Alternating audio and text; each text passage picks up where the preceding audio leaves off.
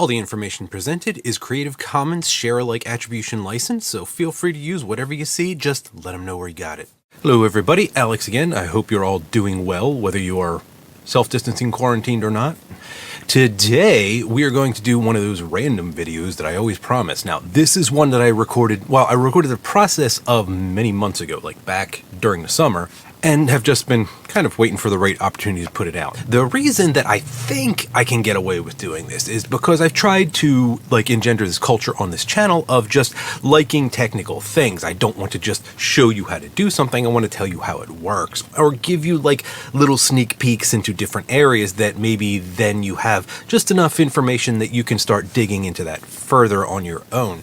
So here's one that's rather niche, more niche than, overclocking microcontrollers or something like that. And that is musical instrument amplification. So this is something that I actually used to do for a living, so I can talk about this in nauseating depth. But we're going to do just a general overview, and in a way, like I said, infotainment that I think a lot of you, even if you don't play an instrument, don't care at all about this, can at least appreciate. So in order to do that, we have to sort of pick a theme and then weave our video around it.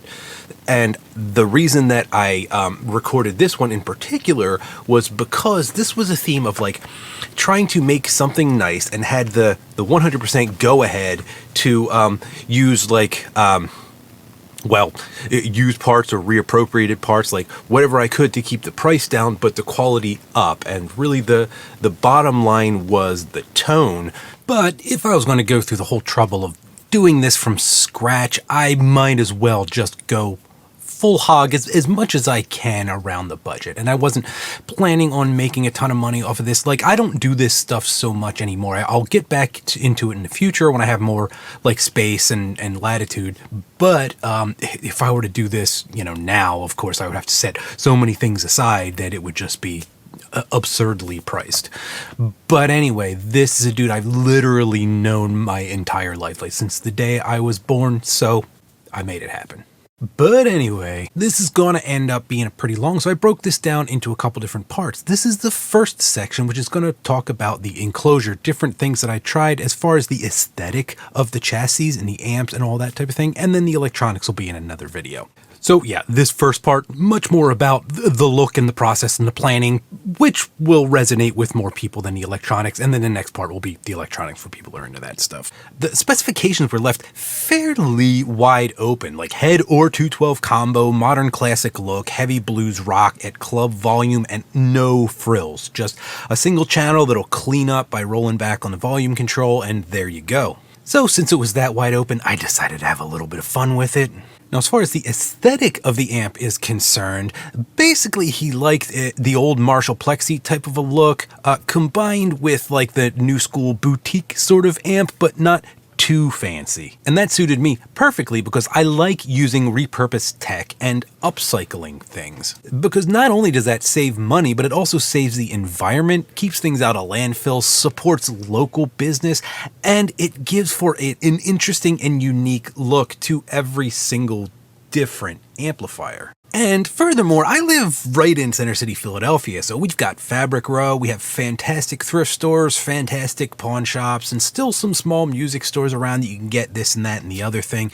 So I roughed out a little sketch in my head, black Tolex, some piping, dark flame maple, leather accents, no corners so that it looked kind of like that was a nod to the Plexi sort of a thing, and a rustic faceplate. Now, if I need to, I can go and rent time on various pieces of equipment at different places in the city, but to save on money and time and to make things a little bit more flexible, I was just going to make the cabinet out of beveled butt joints because that's easy to do, in a spare bedroom or garage or whatever. So in other words, no fancy finger joints or anything like that. Chassis are usually pretty expensive, and over the years I have used a lot of various types of baking pans and whatnot to keep the price down. This is obviously a loaf pan, that's not going to do for an amplifier chassis. However, I decided with this one just to repurpose that I had already punched out for an amplifier for myself. I did do some experimentation in this chassis though, and as a bonus, I already had a turret board drilled and staked out for it, so I could reuse that as well, after I cleaned it up, of course. There are certain things you may not want to reuse, such as switching jacks like this. I will replace with a new one, as well as all of the tube sockets and the mounting hardware. And one of the biggest costs when it comes to vacuum tube amplifiers is, of course, the transformers. So I was going to be using transformers that were a pull out of a previous build of mine, and I'll get more into that electronics part of it later on. Alright, so first thing let's tackle is the faceplate. Now obviously I wasn't going to take the time and expense to lay everything out in CAD and sent it off to be like, laser etched or silk screened or anything like that, but I wanted this to be feeding into the kind of like vintagey steampunky sort of a thing, so I had a couple pieces of hammered copper that I had been weathering, and they had a nice patina on it, so I just bent that over, snipped it with some metal shears, and made a makeshift faceplate out of it. Now the problem is, even though this patina looks really nice, it does flake off, so I covered that with shellac and covered the shellac with a little bit of polyurethane, which does darken it a little bit. Unfortunately, I have to work on how to fix that, but it still looks pretty cool, and you kind of get the idea of where I was going with it. From then, I just marked out where all the holes needed to be drilled those out with a Dremel, drilled the Dremel out with a larger drill, and then took a stepped bit or a shouldered bit, or what do you call it, a step bit, I think is what most people call it, ground that out to about what I needed, and then deburred it by hand. Why didn't you use a deburring bit, Alex? Well, I couldn't find it. As far as labeling the controls, I had this strip of yellow brass that I wanted to snip out. Plan on just hammering that out by hand with some punches. I did a trial right here on this little piece of copper, and then rubbing some black in that, hand rubbing it with a Scotch-Brite pad to kind of scuff it up a little bit, and then experimenting with this like 1 minute epoxy to see how that would do, which actually held pretty well. So from there, I wanted to weather it a little bit by just using some spray paint right around the knobs and the labels to make it look a little bit, rough and beat up. So I took this, I don't remember if this was a CD or I think it was a platter from a hard drive that I salvaged the magnets out of, and kind of used that to, direct the stream right around where I wanted. Then took a little bit of, I believe, acetone rubbing alcohol. This, like I said, sorry, this is a couple months ago. Hand rubbed that off of just the labels, and then took a step back to admire my handiwork. The problem was, I just didn't like it. I mean, there's nothing wrong with it per se, but like the knobs just didn't work with the coloring, didn't work with the labels, and I just scrapped the whole thing. So I made myself some mini chocolate cheesecakes and had a little thinky poo. But no time to pout. Let's move on to the front panel. If you've watched this channel, I've mentioned a couple times that whenever I go to one of the big box hardware stores, I stop by the little hobby sections where the wood is and just kind of pick through them to see if there's anything like interesting with any kind of figure on it or spalting or something like that. And I managed to pick up this decent looking piece. Now, it's not super heavily flamed, but as you can see right here, when I wet it down, it's flamed enough to give the effect that I want here for the front of this amp. Now, since I was going for like a rough and antique look anyway, I didn't have to do a whole lot of processing on this wood, so I just wet sanded it with a block a little bit, didn't go down much past like 2 or 320 grit or something like that. Did a couple passes with rubbing alcohol just to raise the grain and then sand it back. While I was letting that dry, I prepared the piping. Now, I didn't purchase piping, and I didn't have any around, and you can get enough to make an entire amp head for around like 20-30 bucks or something like that, but save money anywhere you could. So here's a trick that I use with some of my stuff. Found some gold colored patch cables from way back in the day. Cut those up the length that I needed, and then folded over a piece of this, like, I think this is either carpet or weather sealing tape, I don't remember, but it's like made of a thick, flexible vinyl. Basically just flatten it out on a table, sticky side up, straighten out your piping, in quotes, whatever color rope or, wire you're going to use for that. This is very good for, making custom, in quotes, piping in colors and textures that don't actually exist. Just lay that on there, fold it over, make sure it's not too awful, but again, most of this is going to be tucked away inside the amp, so you don't have to worry about it. And then boom, there you go, DIY piping. All right, back to our flame maple. So I had pre-prepared this. It was just some regular old white vinegar with steel wool in it, and used that to dye in kind of streaks and smudges around just to give it a little bit more of an uneven antique kind of a look before I went over it. Black dye or stain or pigment or paint or whatever that you're going to sand down to try to get it down into the grains to make it pop a little bit. And as you know, I've used shoe polish in the past, which is basically just carbon black in acrylic paint.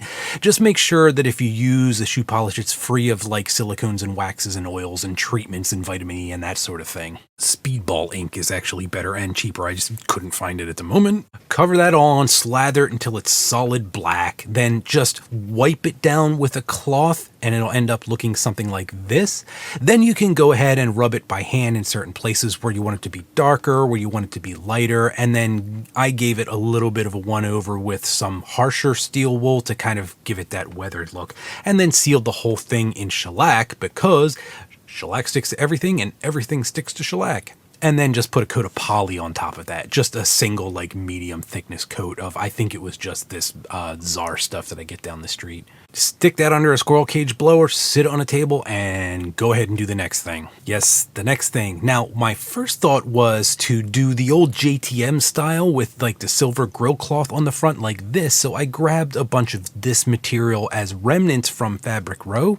They charged me like $3.20. Seriously, it cost like nothing. But I decided that would be a little too martially, a little too vintagey, and not enough boutique. So I still had some of this stuff left over from a head that I made to match a cabinet that I ordered from earcandycabs.com. Yes, indeed, crocodile embossed leather. This leather was actually pretty tough to stick onto here, and it was a little too stubborn for contact cement, so I actually used PVA glue, which is what I've used in the past. Glue it on fairly nicely, make sure that it soaks into the back there, and then just clamp it in place. I also made a matching handle out of a belt with a crocodile kind of gravured finish on it that I got from the thrift store, and that turned out pretty nice. Didn't exactly match, but it didn't have to. It was the handle. The contact cement did work very well for the piping though. So as you can see right here, I added some staples just to make sure that it didn't unravel, and then use contact cement to hold it on top of the flame maple piece that's going to be part of the front plate. I also thought I would give VHB tape a try on the other side, which actually ended up working pretty well, so I'll keep that in mind for the future. And then just out of paranoia, I sealed the cracks with that 1 minute epoxy, just like a thin bead across it like that. Probably way overkill, but you know, better safe than sorry. All right, back to the freaking faceplate. So had to mess around with repatinaing things. So as you can see right here, these are 2 pennies. The one on the left is raw, and then the one on the right, I used liver of sulfur. So I wanted to experiment with using ferric chloride to like maybe etch some control markers in it, as opposed to using the stamped brass, and then use the liver of sulfur to sort of patina parts of it. But that took way too many steps and was way too time consuming. So I decided to use these rub off letters, just the dry rub letters, if you've ever used those before, and then put those in place to kind of mark the control labels, and then patina around it. Now, note for anyone that's using liver of sulfur, it really smells. It stinks like rotten eggs all day long. So make sure you put on a pair of one size fits not me gloves so you don't get egg stink all over your fingers. And then just use a couple drops in some regular water. Now you see that I scrubbed off the oxide coating from the copper there. I'm going to experiment with just these 2 letters and see how well it goes. You can see it changing color here. You don't want it to be too strong and to go on too quickly, because then it tends to flake off. So I was trying to build it up much more slowly and then see if I could use rubbing alcohol to rub the letters off. And that actually worked fantastically well. So I'm going to keep this in mind for the future because I really like that effect. Not having learned my lesson the first time, let's just go ahead and experiment a little. So I took some shellac and I just kind of sprayed and splattered it all over, and then took a paper towel with some ferric chloride, laid it on top of the copper so that I get this random kind of texturized pattern on it before I went and put the labels on and patinaed the whole thing, and then did a dry fit. That's how it looks so far. Promising enough that I said, all right, let's prep for the electronics. So I refitted that to the chassis, re-drilled the holes, and here's your before pic. Next step is putting all of these dry transfer letters on here for the various control labels. Scuffed those up a little bit and cleaned it randomly in parts so that it would have more or less of an effect when I go to patina this with the liver of sulfur. Reapply the one size fits not me gloves and then repatinaed the whole thing. Now make sure you neutralize and then clean anything you do this with, otherwise you are going to have egg stink. After that was finished, I just buffed it up with a little bit of, I think this was just beeswax. It might be a mixture of beeswax and paraffin wax. I don't remember, but I didn't want it to be a too high gloss a shine, and I didn't want to use silicone or anything like that. And this is what it ended up looking like. And I was much more happy with this than I was with the last one. And I thought that steampunk would look nice and classy with the nameplate from, well, that video I put out so many months ago about etching that.